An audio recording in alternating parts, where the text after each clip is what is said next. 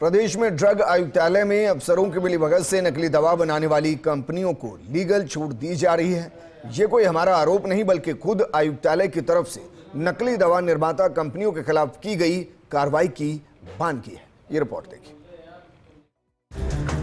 राजस्थान में एक आदेश के जरिए नकली दवाओं की परिभाषा बदलने का मामला अभी शांत भी नहीं हुआ कि एक बार फिर से ड्रग आयुक्तालय चर्चा में है।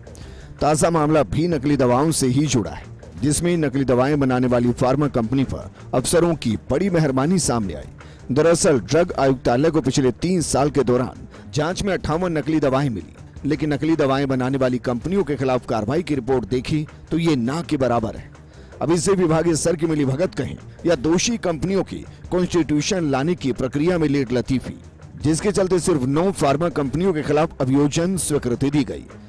आश्चर्य की बात यह है कि 9 अभियोजन स्वीकृति में से भी अफसरों ने महज 6 कंपनियों के खिलाफ ही अब तक मामला दर्ज करा। नकली दवाओं का 3 साल का रिपोर्ट कार्ड। साल 2023 नकली दवा प्रकरण 16, अभियोजन स्वीकृति 9, केस फाइल 6। साल 2024 नकली दवा प्रकरण 39, अभियोजन स्वीकृति 0, केस फाइल 0। साल 2025 नकली दवा प्रकरण 3, अभियोजन स्वीकृति 0, केस फाइल 0। अब तक सिर्फ 6 कंपनियों के खिलाफ केस दर्ज। पार्थ फार्मुलेशन प्राइवेट लिमिटेड की पार्थ डाइक्लोप्लस टैब दवा, साल 2024 में केस। पार्थ फार्मुलेशन प्राइवेट लिमिटेड की पार्थ पेन रिलीफ टैब दवा, साल 2024 में केस। पार्थ फार्मुलेशन प्राइवेट लिमिटेड की पार्थ पेन रिलीफ टैबलेट दवा, साल 2025 में केस। पार्थ फार्मुलेशन प्राइवेट लिमिटेड की पार्थ डाइक्लोप्लस टैब दवा, साल 2025 में केस दर्ज। पार्थ फार्मुलेशन प्राइवेट लिमिटेड की पार्थ पेन रिलीफ टैब दवा, साल 2025 में केस दर्ज। उज्जैन में बनी क्लिनिक स्प्रिट नाम की ड्रग को लेकर कंपनी पर 25 जुलाई 2025 को केस दर्ज हुआ। सख्त सजा इसलिए बचाने का प्रयास। नकली दवा मामले में दोषी कंपनियों पर सख्त कार्रवाई के नियम है। केस दर्ज होने के बाद ऐसे प्रकरणों की कोर्ट में सुनवाई होती है। नकली दवा का दावा सही पाए जाने पर 10 साल से लेकर आजीवन कारावास तक की सजा होती है। ऐसे में इन प्रकरणों में लिप्त कंपनी और उनके प्रतिनिधि अभियोजन स्वीकृति रुकवाने की हर संभव प्रयास करते हैं, ताकि किसी भी तरह प्रकरण पुराना हो जाए और कोर्ट से उन्हें राहत मिले।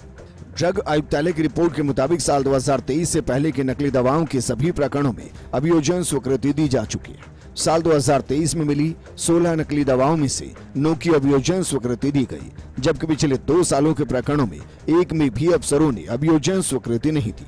इसके पीछे की वजह जाने तो उच्च पद पर बैठे अधिकारियों ने कभी नकली दवाओं के प्रकरणों को गंभीरता से नहीं लिया।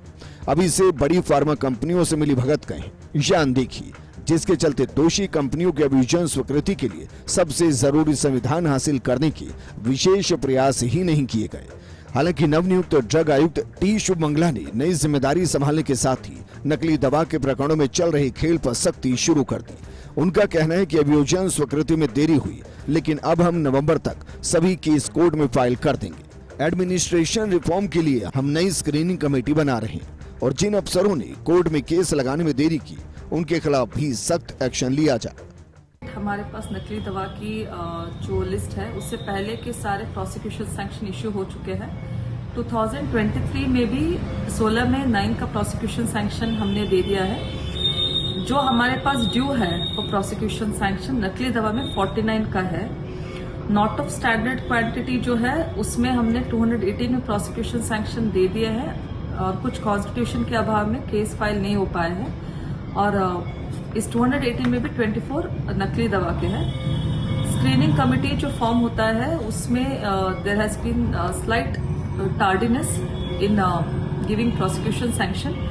इसके लिए एडमिनिस्ट्रेटिव रिफॉर्म्स के लिए जो चाहिए हम उसको कर रहे हैं एंड नया स्क्रीनिंग कमेटी के लिए हमने आदेश निकाल दिया है। उसके आगे अभी के डेटा के अनुसार 70 है जो उस कमेटी के आगे है। इसको हमने प्लान करके वीकली मैनर में रिव्यू करके हमने प्लान किया कि नवंबर मिड तक जो स्टेट लेवल का स्क्रीनिंग कमेटी है उसका नलीफाई कर देंगे सारा। नकली दवाइयों में लिप्त फार्मा कंपनियों पर ड्रग आयुक्तालय की बड़ी मेहरबानी सामने आई है। पिछले 3 सालों की बात की जाए तो अलग अलग श्रेणी की 58 नकली दवाइयाँ पकड़ी तो गई, लेकिन इन पर लीगल कार्रवाई के नाम पर खानापूर्ति की जा रही है। चिंतन की बात यह है कि इस दौरान कुल 6 केस ऐसे हैं जो कि कोर्ट में पेश किए गए हैं। हालांकि अब नई आयुक्त आने के बाद इस पूरे मामले में सख्ती दिखाई गई है नवंबर माह तक सभी केस कोर्ट में फाइल करने के दावे किए गए हैं। अब देखना यही होगा कि दावे कब तक धरातल पर उतर पाते हैं। कैमरा पर्सन साहिल के साथ विकास शर्मा, फर्स्ट न्यूज़ जयपुर।